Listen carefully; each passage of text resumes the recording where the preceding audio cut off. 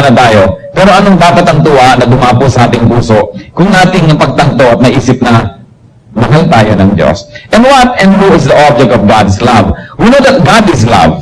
Lagi sinasabi sa Bible, God is love. Ang ating Diyos ay Diyos ng pag-ibig. And the object of that love is man. Tayo.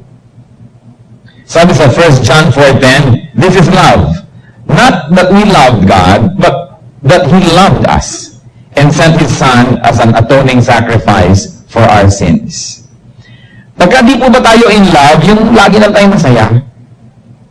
Pagka in love ka, kahit na bulaklak hiningin mo, kahit tinitingnan mo lang sopas, akala mo may kung ano ka nababasang love letter. Iba kasi yung in love eh. Pero, kaya natin dapat lalong madevelop yung ating love affair with God. Kasi yung mga taong minamahal natin, kung minsan nandyan, minsan wala. Minsan minamahal din tayo in return, kung minsan hindi. Pero pag ang love affair natin is with God, it's a constant. It's always there.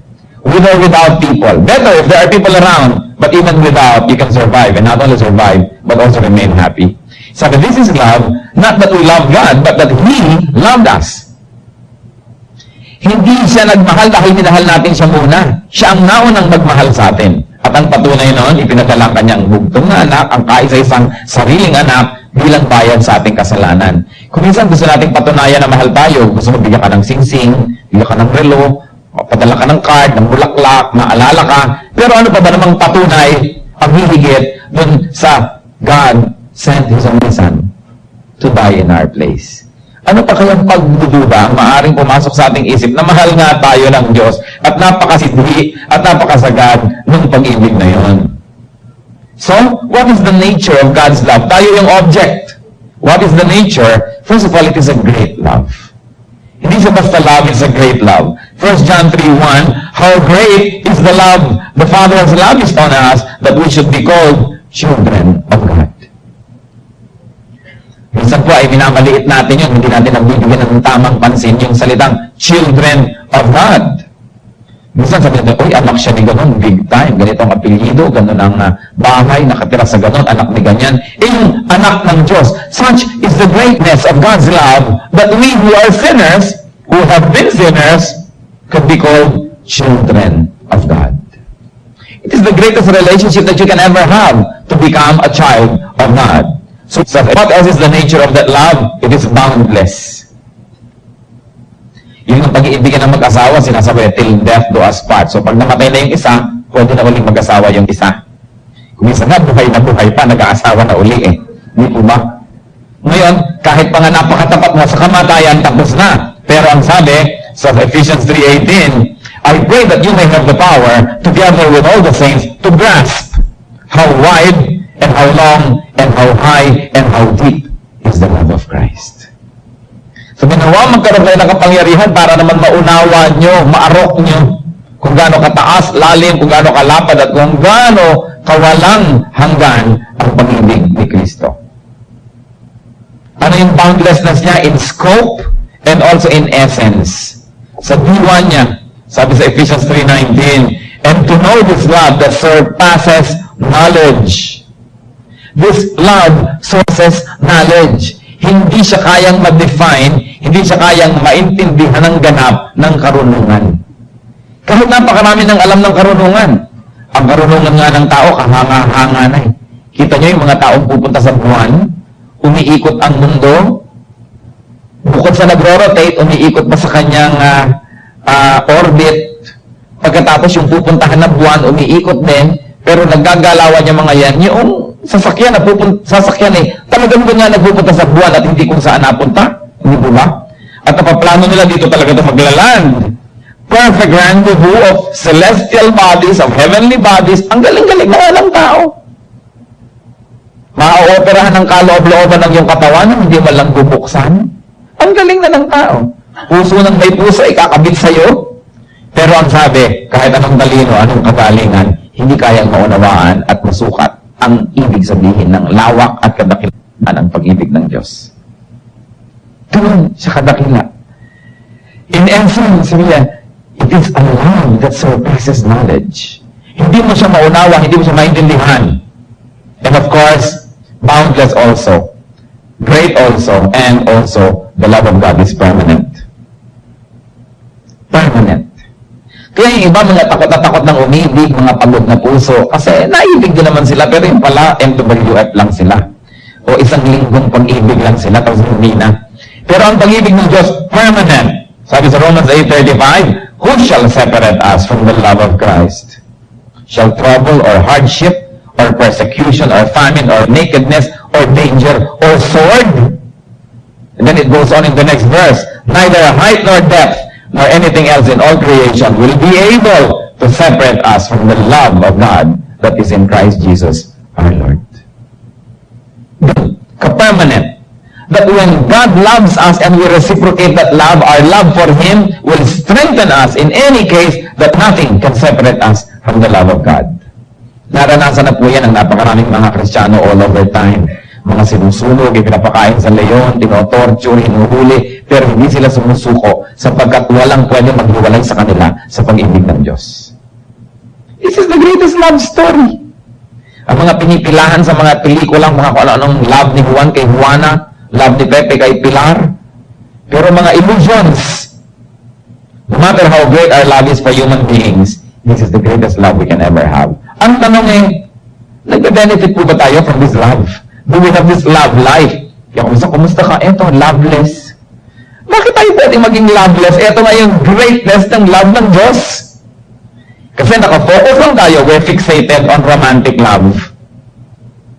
At pag talagang romantic love lamang ang tinuanan nyo, talagang madalas loveless. Madalas nga, torture pa yan.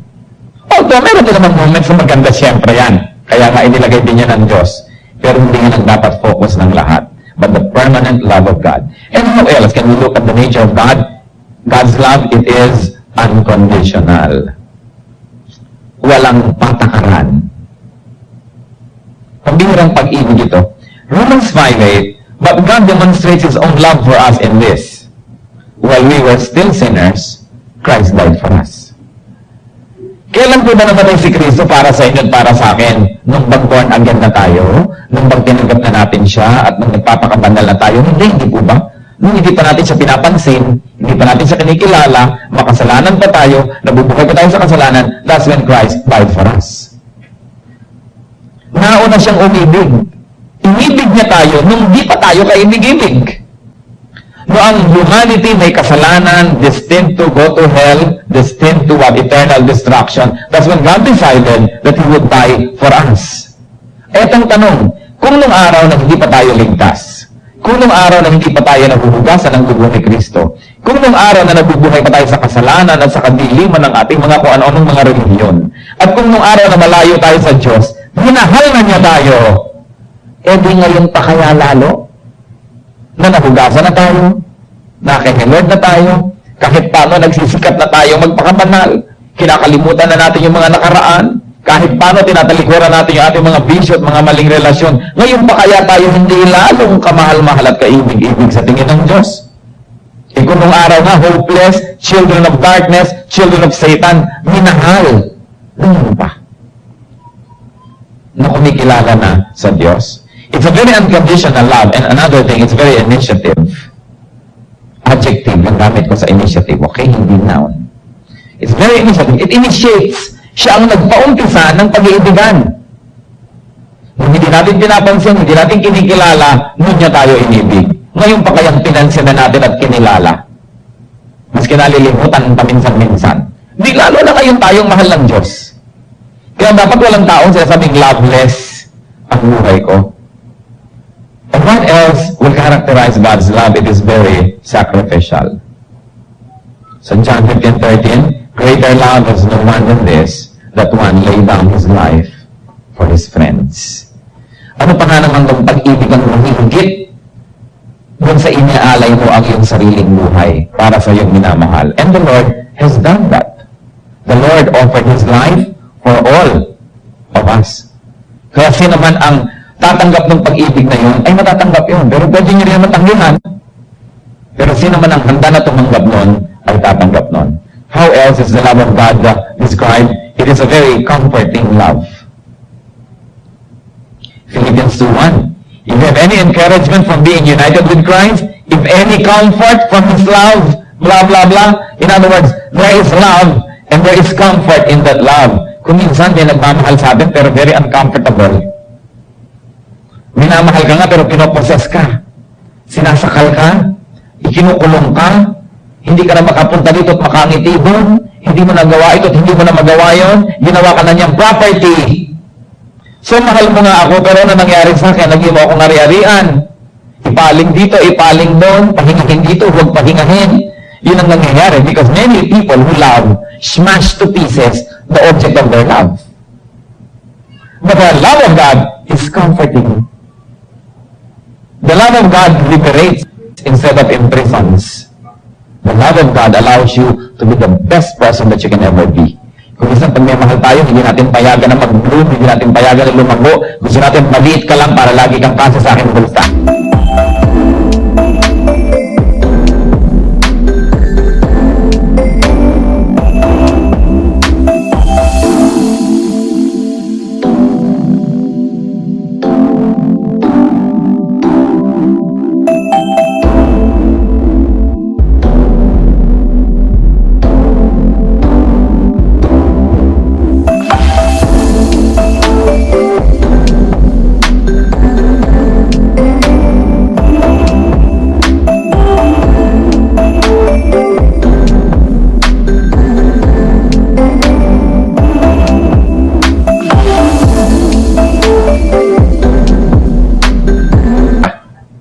Mag-aral pa, huwag ka na umaten pa niyan, dito ka na lang.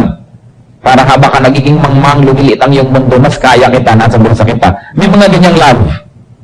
Kung saan nakakapagsisi, bakit pa nalilig pa ako ng tao ito? Kung pwede ko lang ibalik ang kahapon. Hindi ko ba? Kung minsan ay ganyan naghimutok ng mga nag-aasawa. But the love of God is comforting. The more of it, the better, the nicer. And then finally, although there are many traits of God's love, but we will concentrate on 7 now, God's love is corrective. Nagpapatino. Nagtatama. Revelation 3:19, those whom I love, I rebuke and discipline. Sabi ng Panginoon. Bagamat comforting, pero yung comfort sa tama. Hindi comfort sa mali. Kasi marami pong comfort sa mali eh. Maraming guminhawa ka ako pero mali. Pero may bayad uli yun. But God's love is corrective. So, napakatayo, napakaganda ng pag-ibig na ito. Ano po ang bunga ng pag-ibig na ito sa tao? Anong nagiging advantage natin? Anong napapala natin kung mamahal tayo ng Diyos? Unang-una, when this love of God is received, it brings salvation to people. Iniaalok eh. Hindi po namimilit ang Diyos, pero inaalok. Pagka itong inialok niya na ito ating tinanggap, ano nagiging bunga? Naliligtas tayo mula sa maraming bagay. Unang-una, mula sa kaparusahan ng kasalanan. Lahat tayo makasalanan, walang exemption. Maliit, malaki, kasalanan pa rin. And sin should bring us to hell. But when you accept God's love, yung inaalok niya, huli ka. Mamahalin kita, mahalin mo ako. Maging anak kita, maging magulang mo ako. Ibig sabihin yun, pag tinanggap natin na magkaroon tayo ng personal na relasyon. Hindi relihiyon. Personal na relasyon sa Diyos. Tinatanggap natin yung kapahingahan mula sa kaparusahan ng kasalanan. We receive salvation. Bakit? Sapagkat ang ginawa ni Kristo dun sa krus, ang kanyang kamatayan, ang kanyang hirap, ibibigay sa atin yung premyo nun, which is salvation. At kinuha niya yung ating kasalanan, ang ibibigay niya sa atin yung kanyang kabanalan, kaya sa tingin ng hukuman sa langit, tayo'y banal. Therefore, those who have faith in Christ, those who accept Christ's love, get saved. Hindi na sila kailangan pang magpunta sa hell for their sins because Jesus already paid for those sins. Kaya lang, bagamat ang bayad ng Panginoon sa kasalanan ay ganap at sapat para sa lahat, ito magiging epektibo lang dun sa tatanggap. Parang meron akong hain, when ang dami-daming pagkain, pwede kayong mabusog lahat, pero ang mabubusog lang yung kakain. Kasi hindi kayo kumain, hindi kayo mabubusog kahit meron pa. Ganon din yung salvation ay binibigay ng Panginoon. Ang naliligtas lang yung tumatanggap. So ito pang unang-unang bunga ng ating loving relationship with God. The salvation is received. Another thing, graces and blessings happen when we return God's love. Ang unang-unang grasyang ibinibigay ng Diyos, pag tinanggap natin ang kanyang pag-ibig, nasasave tayo. Nagkakaroon tayo ng kakayahan na maging bagong tao. Hindi automatic na nagiging bagong tao, nagkakaroon tayo ng kakayahan na maging baro, hindi naman ako nagkagastos, o yung blessing din yun. Marami pong forms of blessings na dumarating sa ating buhay. And what else happens when I accept and then return love for God and love for other men is developed. Ngayon lang ako nagkakaroon ng pag-ibig sa aking kapwa. Pag tunay na naranasan ko na ang pag-ibig ng Diyos. Ang sinasabi po ng Panginoon sa New Testament, kung ang binabati nyo lang ay yung bumabati sa inyo, maging ang mga hentil at mga makasalanan ginagawa yon. Kung ang minamahal nyo lang, yung nagmamahal sa inyo, pati mga makasalanan at wala sa Diyos, ganun din mahal din nila yung kamag-anak nila Kung ang binibigyan nyo lang, yung nagbibigay sa inyo, kahit sino ginagawa yon. Pero, ang mga anak ng Diyos, nakakangiti sa hindi kumingiti sa kanila. Nagbibigay sa hindi nagbibigay sa kanila. Nagmamahal sa hindi nagmamahal sa kanila. In fact, nagmamahal dun sa mga nakakainis. At bakit po nangyayari yon?